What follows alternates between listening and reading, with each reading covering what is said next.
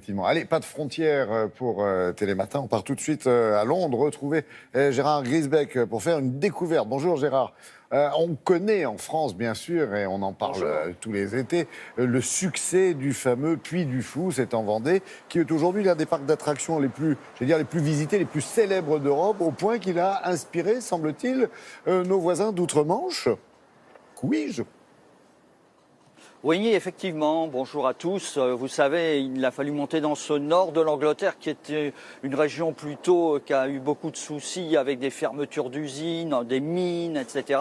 Eh bien, c'est un milliardaire britannique qui a investi 45 millions dans cette région du nord, au nord de York. Ils ont rénové tout un château, toute une chapelle qui a servi de siège à des moines et à des évêques pendant 900 ans. Et ils en ont fait toute une histoire où on va là-bas, on raconte l'histoire de l'Angleterre, des Vikings jusqu'à aujourd'hui. Il y a des bénévoles. Il y a aussi le Puy du Fou qui a donné un coup de main puisque 50 personnes sont venues de Vendée pour les aider. Et puis il y a les bénévoles sur place, ils sont environ 1 millier. Alors on fait un peu tout, on a entre 5 et 80 ans.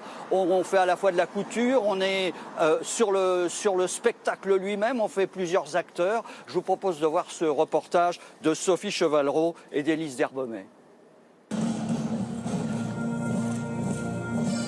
Au son des cornemuses, la côte de maille anglaise défie le kilt écossais et la bataille sans merci. Puis entre en scène la reine Elisabeth, la première, contemporaine d'un célèbre dramaturge. That is it, Mr. Shakespeare, exactly it. William Shakespeare, bien sûr. Your Majesty. Avant qu'une locomotive n'annonce la fin du XVIIIe siècle, les premières heures de la révolution industrielle.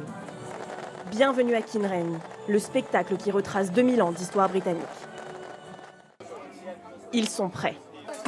Avant chaque représentation, les scènes sont mémorisées. Les costumes enfilés. Tout s'organise sous l'œil attentif d'Anne-Isabelle Dolon. Bonjour tout le monde, prêt pour ce soir?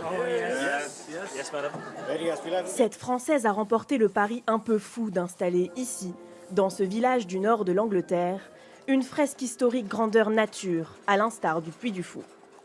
C'est la nouveauté, c'est de prendre l'ensemble de l'histoire. On commence au temps romain et on finit à la Deuxième Guerre mondiale, ce qui est un éventail beaucoup plus large que ce que sont en général les spectacles historiques, avec aussi l'idée de reproduire l'extraordinaire succès du Puy du Fou.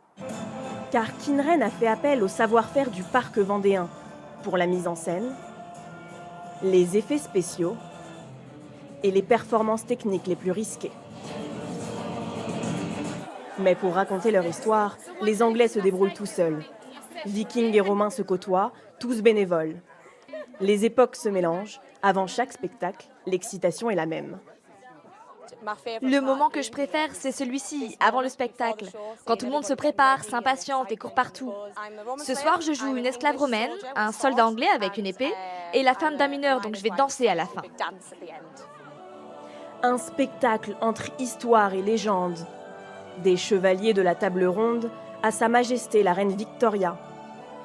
L'essor et le déclin d'un empire et 2 guerres mondiales. Patriotes mais pas rancuniers, les Anglais n'oublient pas de reproduire la dernière et seule invasion de leur histoire depuis 1000 ans.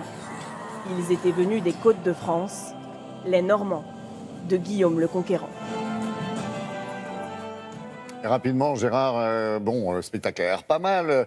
Est-ce que le spectacle a du succès? Est-ce que les gens se déplacent tout au nord du pays pour aller redécouvrir l'histoire de leur pays? Il faudra attendre pour vraiment le savoir, hein. C'est la 2e année. L'année dernière, il y avait environ 100 000 personnes. C'est pas mal pour un début. Bon, il faut voir que le Puy du Fou, c'est plus de 2 millions. On n'en est pas encore là, mais le Puy du Fou, ça va faire bientôt 40 ans. Là, c'est la 2e année. La presse britannique en parle, la télévision. Il y a eu un grand papier ici dans le Guardian, qui est un grand journal londonien. Eh bien, on verra. Mais ce qui est vrai, c'est qu'à travers ça, les Anglais, les Britanniques reprennent peut-être un peu confiance en eux. À un moment donné, ils sont très divisé avec l'affaire du Brexit, eh bien, retrouver ses racines, retrouver son histoire, ça fait toujours du bien. Les Français en savent quelque chose. Merci Gérard, passez une très belle journée.